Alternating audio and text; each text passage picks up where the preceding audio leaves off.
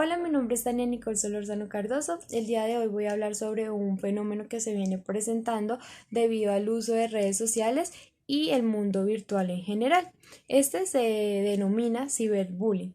Todo lo que voy a hablar el día de hoy y explicar está basado en un documento que leí realizado por Alberto Rincón Rueda y William Darío Ávila Díaz en el 2014, que se titula Simbiosis vital para describir el ciberbullying en Colombia. Entonces partimos de la idea de que el ciberbullying es también conocido como bullying electrónico, bullying en línea, acoso cibernético, crueldad social en línea, acoso electrónico o ciberacoso. Y este hace referencia a la intimidación y amenaza que realiza una persona sobre otra, ya sea por medio de correos electrónicos, mensajes de texto e imágenes digitales, que son enviadas por cualquier dispositivo electrónico. La finalidad que tiene el ciberbullying es dañar la autoestima de la otra persona, ejerciendo en este acoso psicológico. Es por esto que el ciberbullying es un acto de delincuencia en potencia, puesto que las acciones que se realizan allí son el inicio de una cadena de destrucción y de muerte. Según investigaciones realizadas sobre este fenómeno, han encontrado que se presenta con mayor frecuencia en las instituciones educativas, en población de preadolescentes y adolescentes.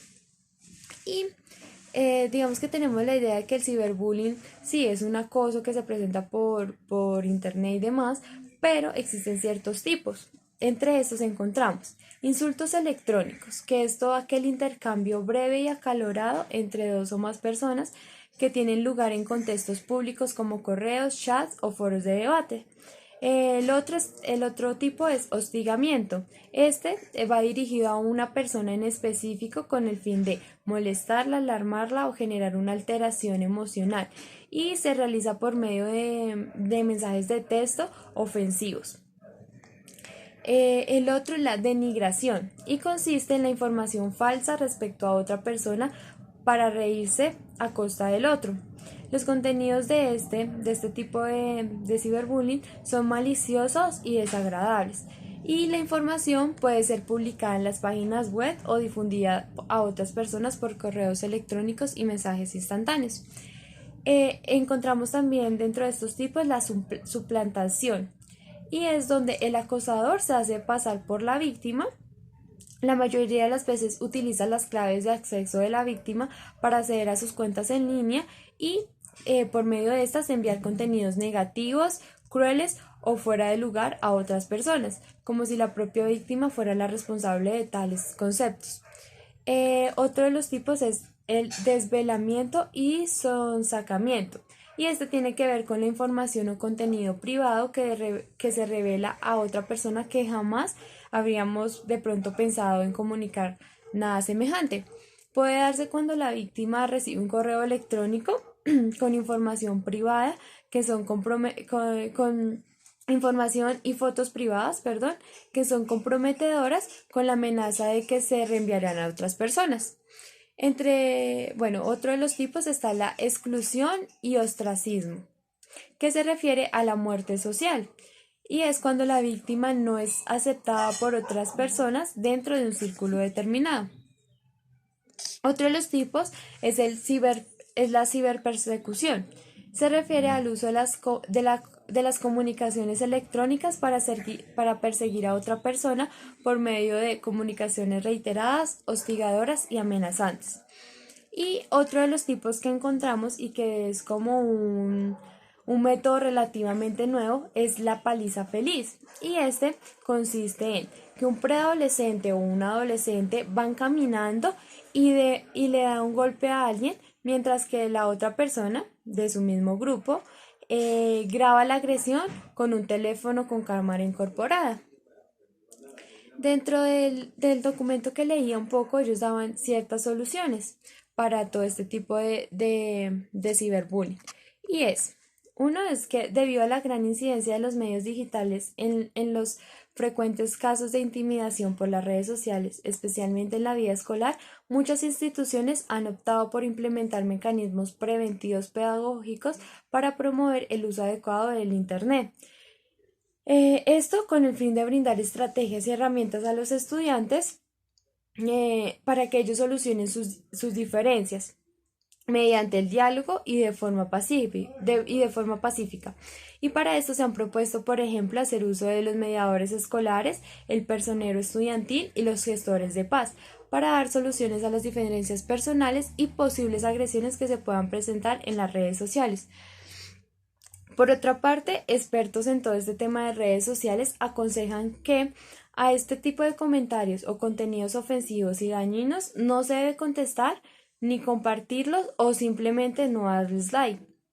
Y de esta forma, dichos contenidos irán saliendo de las redes sociales y ese ataque o insulto no permanecerá en la nube como tendencia o simplemente se sugiere bloquear a los agresores. Se recomienda que nunca den información personal como dirección de vivienda, donde estudian, donde trabajan, información un poco de sus familias y demás. No publicar fotos comprometedoras propias de amigos o conocidos. Denunciar estos casos también es otra de las soluciones y si tú eres o sabes que alguien es víctima de este tipo de acoso, recomiéndales guardar copia de los mensajes y agresiones y recurrir al programa del gobierno que se llama teprotejo.org si eres un menor de edad. Algunos autores que se han ocupado del tema han propuesto una legislación anti-ciberbullying que se aplique en el mundo escolar y que haya programas de prevención basados en investigaciones. Un diario colombiano en línea publicó un artículo relacionado con el pacto que se debe establecer entre los padres de familia y los hijos sobre el uso del Internet.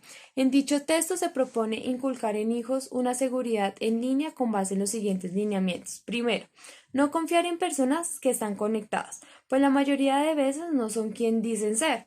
Segundo, no suministrar los datos a personas extrañas. Tercero, abstenerse de aceptar invitaciones a quien haya conocido por Internet. Cuarto, rechazar cualquier comunicación grosera y ruidosa que atente contra la dignidad personal. Por otra parte, encontramos también ciertas legislaciones o ciertas leyes que se están implementando para todo este tema. Entre estos está el artículo 15 de la Constitución Política Colombiana hace referencia a que toda persona que tiene derecho a su intimidad personal y familiar y a su buen nombre y el Estado debe respetarla y hacerla respetar.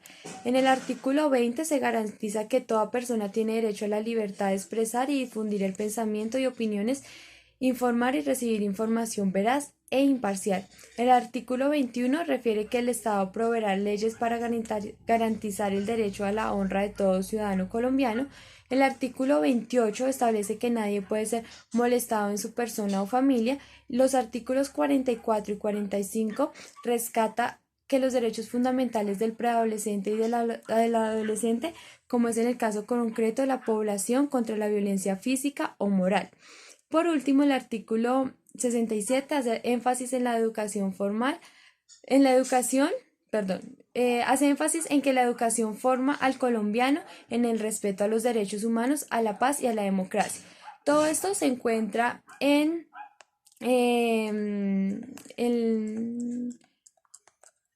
todo esto se encuentra en una ley que estableció el gobierno en cuanto pues a todo el tema de uso de redes sociales.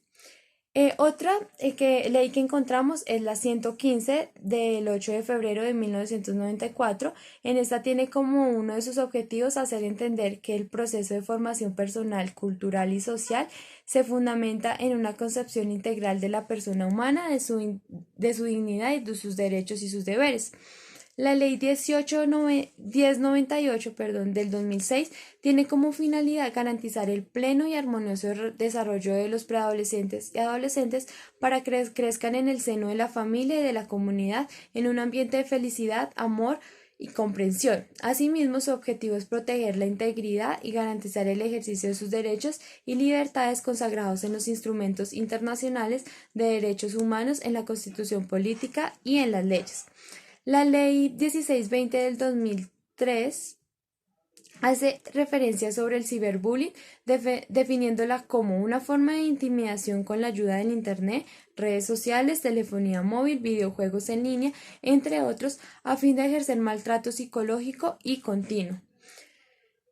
Con este último se crea el Sistema Nacional de Convivencia Escolar y Formación para los Derechos Humanos, la Educación para la Sexualidad y la Prevención y Mitigación de la Violencia Escolar, con el fin de coordinar la creación de mecanismos de denuncia y seguimiento en Internet, redes sociales y demás tecnologías de la información.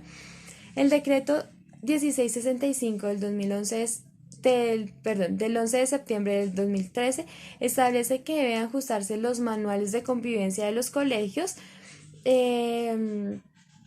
puesto que estos muchos de estos no tienen consignado allí información sobre el ciberbullying.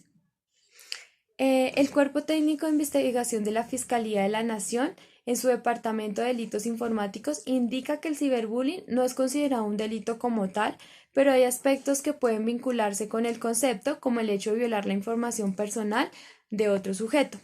Por otra parte, la Policía Nacional, por intermedio del Grupo de Investigación Tecnológico de la DIJÍN, han identificado 3 modalidades delictivas mediante el uso de redes sociales. La primera, la primera modalidad apunta al ciberbullying, donde concluyen abusos verbales por medios electrónicos. La segunda modalidad es los grooming, que hace referencia al engaño de un delincuente adulto, quien simula ser un niño con el ánimo de contactar a menores de edad con fines de agresión o abuso sexual para lo que utiliza las redes sociales. Y la tercera modalidad es la suplantación personal, con la creación de perfiles falsos en las redes sociales y cuentas de correos con datos personales de las víctimas que usan sin su consentimiento a fin de atentar contra la integridad moral, la intimidad, el buen nombre o el buen honor de las personas. Como hemos visto un poco, el ciberbullying tiene mucho tema por trabajar. Es de suma importancia que las instituciones educativas empiecen a hacer manuales sobre esto, a orientar un poco a los chicos en cómo manejar el tema, en cómo usar las redes sociales, y que sea algo en donde ellos realmente puedan tomar conciencia de las consecuencias que pueden tener estos actos. Muchas gracias. Hasta luego.